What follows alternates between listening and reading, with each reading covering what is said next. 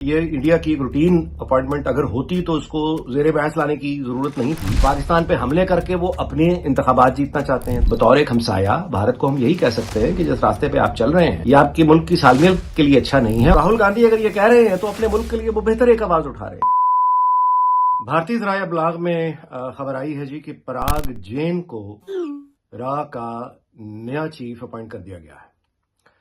انہیں یہ عہدہ 2 سال کے لیے ملا ہے اور پراگ جین کو را کا چیف جو تعینات کیا گیا ہے یہ انڈیا کی ایک روٹین اپائنٹمنٹ اگر ہوتی تو اس کو زیر بحث لانے کی ضرورت نہیں تھی، لیکن یہ اپائنٹمنٹ جو ہے یہ بڑی غیر معمولی ہے، خاص طور پہ پاکستان کے حوالے سے۔ سوال پیدا ہوتا ہے کیسے؟ اس کے لیے ہمیں جاننا پڑے گا کہ یہ جین جو ہے یہ بندہ کون ہے۔ اس سے پہلے جی یہ جو آدمی ہے یہ بنیادی طور پہ اس نے آپریشنل رول اس کا تھا پنجاب ٹیررزم جو وہاں پہ تھا بھارت کے، اس میں ختم کرنے کے لیے۔ یہ جو ہے یہ 1989 کا بیچ آئی پی ایس آفیسر ہے پنجاب کیڈر سے، یعنی پنجاب کیڈر کا مطلب یہ ہے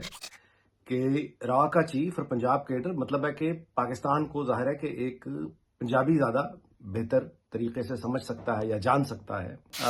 اس کے بعد ان کے بارے میں یہ ایویشن ریسرچ سینٹر کو ہیڈ کر رہا تھا جس نے آپریشن سندور کے دوران، اور یہ جو ایویشن ریسرچ سینٹر یا یوں کہیے کہ اس کا جو ایک انٹیلیجنس ونگ ہے اس کو ہیڈ کرنے کا مطلب یہ ہے کہ یہ پاکستان سینٹرک، یعنی پاکستان میں بقول بھارت کے جو ٹیررزم کے اڈے ہیں ان کی لوکیشنز اور پھر یہ کہ پاکستان کی جو موومنٹ ہے افواج کی اس پہ نظر رکھنا اس کا کام تھا۔ اور حقیقت تو یہ ہے کہ یہ پاکستان کے لیے اچھی خبر اس لیے ہے کہ اگر یہ آدمی اتنا بڑا فیلئر، آپریشن سندور جو سارے کا سارا فیلئر تھا، اس میں اگر یہ آدمی ایویشن کی جو انٹیلیجنس ونگ ہے اگر اس کو یہ ہیڈ کر رہا تھا تو اس کی نالائکی جو ہے وہ ظاہر ہے کہ مطلب ہے ثابت ہے۔ تو in a way it's a good news کہ یہ را کا چیف آیا ہے، لیکن اس کی جو اپوائنٹمنٹ ہے اس وقت وہ دہلی سرکار کی انٹینشن کا پتہ دیتی ہے کہ وہ جو دعوے کر رہے ہیں کہ آپریشن سندور میں وقفہ آیا ہے، ٹھہراؤ آیا ہے، وہ ختم نہیں ہوا، یہ دے مین اٹ۔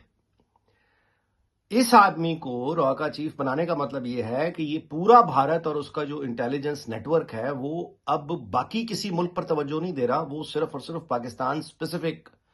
آپ اس کو سمجھیے کہ وہ ہو گیا۔ اچھا، اب یہ جو آدمی ہے اس نے اس سے پہلے ظاہر ہے کہ اس کے آنے کا ایک مقصد یہ بھی ہے کہ پہلگام جو ہے جو ایک واقعہ ہوا اس کو بھارت میں کوئی یعنی اس کی کوئی یعنی ساری کی ساری انٹیلیجنس وہاں کی ذمہ دار ہے۔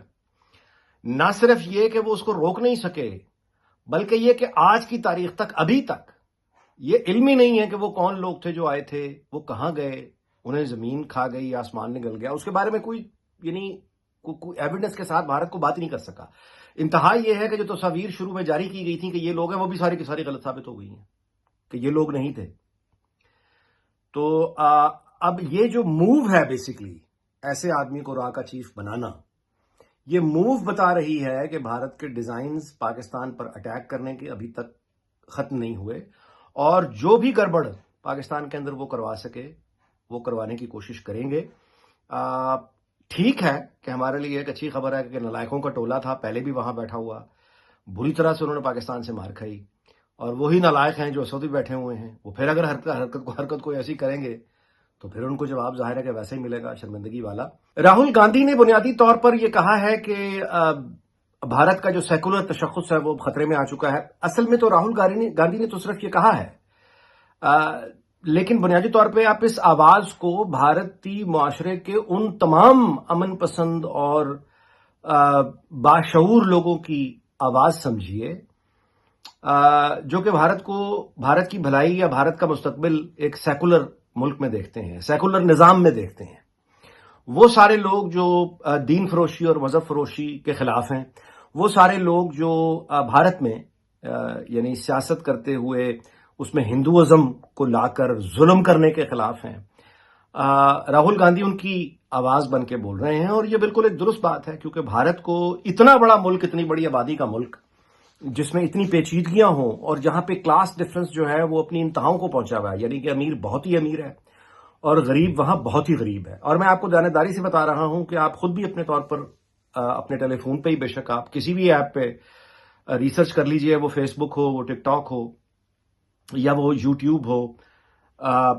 آپ اگر آن لائن ریسرچ کریں گے تو آپ کو میں یقین دلاتا ہوں کہ جس طرح کی غربت آپ کو باقی بھارت میں تو چھوڑیے، خود ممبئی میں مل جائے گی، جس کو وہ اپنا کمرشل ہب کہتے ہیں. ممبئی اور اس کے گرد و نواح میں جس طرح کی غربت ہے، جس طرح کی غلاظت ہے، لوگ لٹرلی گدے نالوں کے اوپر رہتے ہیں. بھارت یعنی ممبئی کا سارا سیویج سسٹم جہاں پہ آتا ہے، وہ غلیظ پانی جہاں اکٹھا ہوتا ہے، وہاں انسانوں کی آبادیاں ہیں، اور ان آبادیوں میں کسی انسان کی عمر جو ہے وہ 40 سال سے زیادہ ہوتی ہی نہیں ہے، ہو سکتی ہی نہیں ہے، اس غربت اس غلاظت میں جو لوگ پل رہے ہیں، اور وہاں انسانی آبادیاں ہیں. تو اور دوسری طرف یہ ہے کہ امیر ترین لوگ،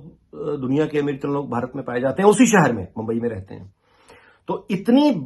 بڑی آبادی کے ساتھ، اتنے ہیوج فائنینشیل کلاس ڈفرنس کے ساتھ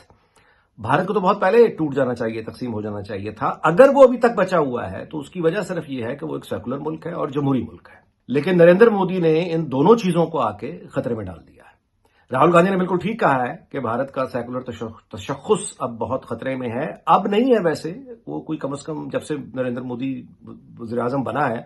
تب سے ہی ان کا جو سیکولر ایک تشخص ہے وہ خطرے میں ہے. اور نریندر مودی ہو یا پھر اس کی جو چلانے والے لوگ، اصل میں جو RSS کے لوگ ہیں، ان کی تو تنقید ہی کانگریس پہ یہ رہی ہے کہ بلا وجہ جھوٹ بولنے کی کیا ضرورت ہے، اور ہم سیکولر کہاں سے آ گئے. اور ہندو انتہا پسندی کے نام پہ وہ کرسچنز پر حملے کرتے ہیں، مسلمانوں پہ حملے کرتے ہیں، سکھوں پہ بھی حملے کرتے ہیں. وہ کسی بھی اقلیت کا وجود برداشت کرنے پہ تیار نہیں ہوتے، اور وہ ہر طرح کے حملوں کو جائز سمجھتے ہیں، اور یہاں تک چلے جاتے ہیں کہ ایسے لوگوں کو جو ہندو نہیں ہیں بھارت چھوڑ کے چلا جانا چاہیے. تو راہل گاندھی اگر یہ کہہ رہے ہیں تو اپنے ملک کے لیے وہ بہتر ایک آواز اٹھا رہے ہیں، اور وہ چاہتے ہیں کہ ان کے ملک میں اس طرح کی جنونیت اور انتہا پسندی نہ آئے. بہرحال یہ ان کا مسئلہ ہے کہ وہ قوم اپنے لیے کیا پسند کرتی ہے، وہ ایک آزاد ملک ہے. لیکن چونکہ پاکستان کے ہمسائے میں ہے تو ہمارا کنسرن اس لیے بنتا ہے کہ اگر وہاں پہ انتہا پسندانہ اس طرح کی حکومت جو کہ موجود ہے، وہ پھر اپنی مقامی سیاست کے لیے پاکستان کو بلیم کرتی ہے اور پاکستان پہ حملے کر کے وہ اپنے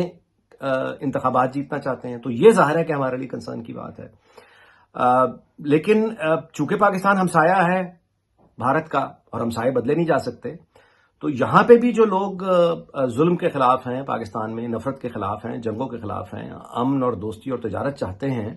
وہ بھی یہی کہہ سکتے ہیں کہ راہل گاندھی بالکل ٹھیک کہہ رہے ہیں. اور بھارت کو چاہیے کہ وہ اپنا ایک جو انتہا پسندی ہے، جنونیت ہے، اور مقامی سیاست کی کمزوریوں کو اپنے ہمسایوں پر اٹیک کر کے دور کرنے کا جو راستہ ہے، یہ طریقہ ہے، یہ طریقہ بھارت کو لے ڈوبے گا. ہم یہی کہہ سکتے ہیں بطور ایک ہمسایہ، بھارت کو ہم یہی کہہ سکتے ہیں کہ جس راستے پہ آپ چل رہے ہیں یہ آپ کے ملک کی سالمیت کے لیے اچھا نہیں ہے، اور اگر یہ ٹوٹے گا بھارت دوبارہ سے